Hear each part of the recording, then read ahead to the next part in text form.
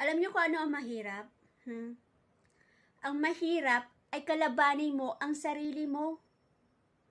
Ang pinakamahirap, kalabanin ang kaligayahan mo.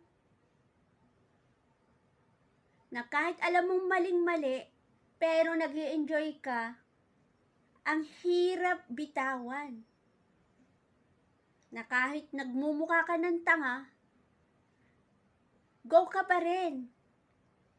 Tinatanggap mo na para kang tanga, na para kang ewan, na para kang mababang klaseng tao o babae sa mata nito.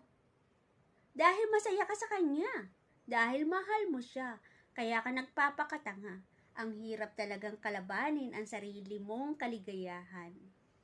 Huwag kang tanga. Bitaw na. Go girl. Itaas mo naman ang pagkatao mo. Bigyan mo ng dignidad na ang sarili mo. Go.